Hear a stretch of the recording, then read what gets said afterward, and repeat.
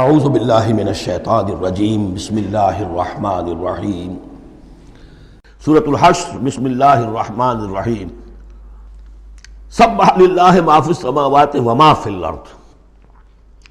سورہ حدید اس سے ایک لفظ میں بڑھ گیا، صرف وہاں تھا سبح للہ ما فی السماوات والارض، یہاں ما فی کا اضافہ، تسبیح کرتی ہے اللہ کی ہر وہ شے جو آسمانوں میں ہے اور ہر وہ شے جو زمین میں ہے.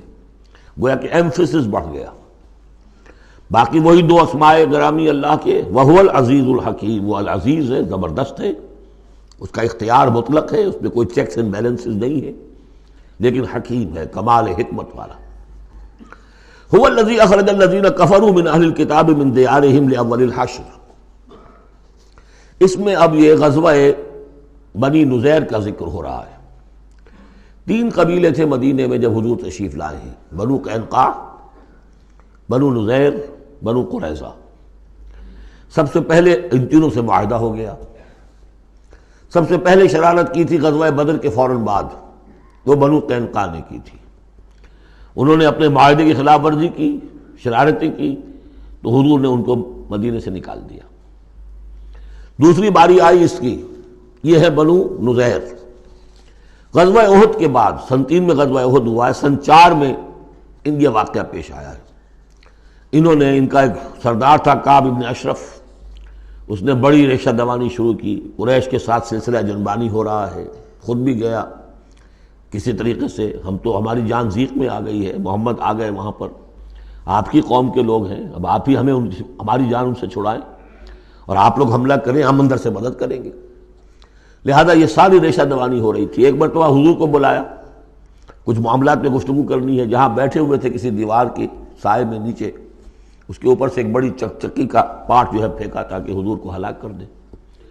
تو یہ ساری ان کی طرف سے ریشہ دوانیاں ہو رہی تھیں. اس کے بعد بالآخر حضور نے فیصلہ کیا اور ان کے خلاف اقدام کیا. ربیع الاول سن 4 میں محاصرہ کر لیا ان کا.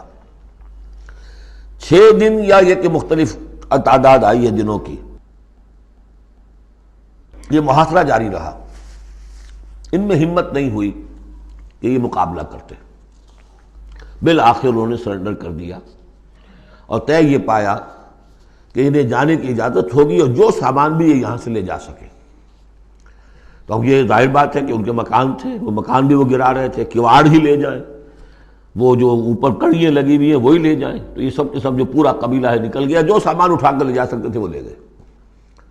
وہ تیسرا معاملہ جو ہوا پھر وہ بنو قریظہ کا ہوا، وہ غزوہ احزاب کے بعد ہوا، وہ ہم پڑھ چکے ہیں سورہ احزاب کے اندر. اس طرح ایک ایک کر کے تینوں قبائل نے یہود کے وعدہ خلافی کی اور پھر وہ اپنے کیفر کردار کو پہنچے. یہ بنی نذیر کا معاملہ ہے. هو الذی اخرج الذین کفروا من اہل الکتاب من دیارہم، وہی ہے جس نے نکال باہر کیا ان کافروں کو جو اہل کتاب میں سے تھے ان کے گھروں سے، لاول الحشر، پہلے جمع ہونے کے وقت. یعنی مسلمان بھی سمجھتے تھے کہ اتنی آسانی سے نہیں ہوگا معاملہ، جنگ ہوگی، یہ سامنے آئیں گے، میدان میں آئیں گے، جنگ ہوگی، خونریزی ہوگی. ان لوگوں کی بھی بڑی بڑکیں تھیں، پہلے تو بہت بڑکیں مارتے تھے کہ ہم یہ کر دیں گے، وہ کر دیں گے. مسلمانوں، قریش سے تمہاری جنگ ہوئی ہے، اگر بھی ہم سے اگر مقابلہ پیش آیا تو تمہیں معلوم ہوگا جنگ کسے کہتے ہیں، وغیرہ وغیرہ. یہ سورہ بنی اسرائیل، سورہ آل عمران کے بالکل شروع میں اس کا تذکرہ ہے. لیکن یہ کہ اول الحشر، یا تو اس کا مطلب یہ ہے کہ پہلی ہی مرتبہ جمع ہوئے ہیں مسلمانوں نے، آ کے محاصرہ کیا اور یہ نکل آئے اور ہتھیار رکھ دیے، یا اس سے مراد یہ ہے کہ پہلی مرتبہ تو یہ یہاں سے اب نکالے جا رہے ہیں، پھر ایک وقت آئے گا کہ یہ خیبر سے بھی کھریڑے جائیں گے. حضرت عمر کے زمانے میں تو جزیرہ نما عرب کو خالی کرا دیا گیا عیسائیوں سے اور یہودیوں سے. پھر ایک اور حشر ہونے والا ہے، وہ قیامت کا حشر ہے. تو اول الحشر یہ ہے جو ہوا ہے، ان کے ساتھ پیش آیا. ما ظننتم ان یخرجوا، مسلمانوں تمہارا بھی گمان یہ نہیں تھا کہ وہ نکل جائیں گے اتنی آسانی سے. وظنوا، اور ان کا بھی یہ یقین تھا، انہم مانعتہم حصونہم، کہ ان کے جو قلعے ہیں وہ انہیں بچا لیں گے، ان کی حفاظت کریں گے، من اللہ، اللہ سے. فَأَتَاهُمُ اللَّهُ مِنْ حَيْثُ لَمْ يَحْتَسِبُوا، تو اللہ نے تو ان پر حملہ کیا وہاں سے جہاں سے انہیں گمان ہی نہیں تھا. یعنی ان کے دلوں میں رعب ڈال دیا. باہر سے کچھ کرنے کی ضرورت نہیں اللہ کو، اللہ نے ان کے دلوں میں خوف پیدا کر دیا. وَقَذَفَ فِي قُلُوبِهِمُ الرُّعْبَ، ان کے دلوں میں اللہ تعالیٰ نے رعب جو ہے وہ ڈال دیا. یخربون بیوتہم، اب دیکھ لو وہ خود اپنے گھر جو ہیں ان کی تخریب کر رہے ہیں، توڑ رہے ہیں، کوئی کیواڑ نکالنے کو، کچھ کھڑکی نکالنے کو، کوئی چوکھٹ نکالنے کو، کوئی اور اوپر کے جو ہے کڑیے اور شہتیر لے جانے کے لیے. یخربون بیوتہم بایدیہم، اپنے ہاتھوں سے بھی تخریب ہو رہی ہے، وایدی المومنین، اور اہل ایمان کے ہاتھوں سے بھی. فاعتبروا یا اولی الابصار، تو اے آنکھوں والو عبرت حاصل کرو. یہ گویا کہ سنایا جا رہا ہے بنو قریظہ کو بھی کہ اب تم رہ گئے ہو، ایک رہ گیا، عبرت حاصل کرو. وَلَوْلَا أَن كَتَبَ اللَّهُ عَلَيْهِمُ الْجَلَاءَ، اگر اللہ تعالیٰ نے پہلے سے یہ لکھ نہ دیا ہوتا کہ ان کو جلا وطن کیا جائے گا، لَعَذَّبَهُمْ فِي الدُّنْيَا، تو انہیں اور سخت عذاب دیتا دنیا کی زندگی میں. وَلَهُمْ فِي الْآخِرَةِ عَذَابُ النَّارِ، اور آخرت میں تو ان کے لیے آگ کا عذاب ہے ہی. ذَلِكَ بِأَنَّهُمْ شَاقُّوا اللَّهَ وَرَسُولَهُ، یہ اس لیے کہ انہوں نے اللہ اور اس کے رسول سے مخالفت کی، زندم زندہ کی.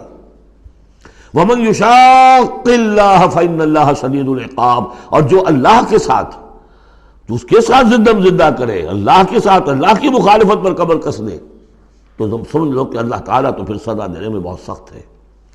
مَا قَطَعْتُم مِّن لِینَةٍ أَوْ تَرَكْتُمُوهَا قَائِمَةً عَلَىٰ أُصُولِهَا، جو بھی تم نے لینا، یہ ایک خاص قسم کے کھجور کا درخت ہوتا تھا لینا، ان کے جو یہ گڑھیاں تھیں، ان کے جو مکان تھے، حویلیاں تھیں، ان کے چاروں طرف جو ہے کھجوروں کے اس طرح کی باڑ سی جیسے لگی ہوئی تھی، ایک طرح کی فصیل کھجوروں کا درخت گھنے.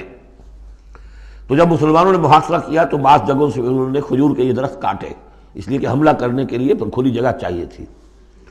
تو انہوں نے پھر پروپیگنڈا بنایا، اسکینڈل بنا دیا، دیکھو یہ اللہ کے رسول بنے پھرتے ہیں اور یہ اہل ایمان، اور یہ درخت کاٹ رہے ہیں. تو یہاں اللہ تعالیٰ نے اہل ایمان کے اس اقدام کی طرف اس کا جواز عطا فرمایا ہے کہ یہ تم نے صحیح کیا، کوئی غلط کام نہیں کیا. مَا قَطَعْتُم مِّن لِینَةٍ أَوْ تَرَكْتُمُوهَا، تم نے جو بھی وہ کھجور کے درخت کاٹے یا جو بھی تم نے چھوڑ دیے انہیں، قائمۃ علی اصولھا، جو اپنی جڑوں پر کھڑے ہوئے ہیں اب بھی، فبإذن اللہ، یہ سب اللہ کے اذن سے ہوا ہے. یعنی اللہ کے رسول صلی اللہ علیہ وسلم نے اگر نہیں روکا ہے تو ان کا نہ روکنا گویا کہ اللہ کی طرف سے اس کی ایک منظوری اور اس کی طرف سے اللہ تعالیٰ کی طرف سے امپلائڈ جو ہے اس کی سینکشن ہے. مَا قَطَعْتُم مِّن لِینَةٍ أَوْ تَرَكْتُمُوهَا قَائِمَةً عَلَىٰ أُصُولِهَا فَبِإِذْنِ اللَّهِ وَلِيُخْزِيَ الْفَاسِقِينَ، اور یہ اس لیے تھا تاکہ فاسقوں کو اللہ تعالیٰ رسوا کرے اور ذلیل و خوار کرے. صدق اللہ العظیم.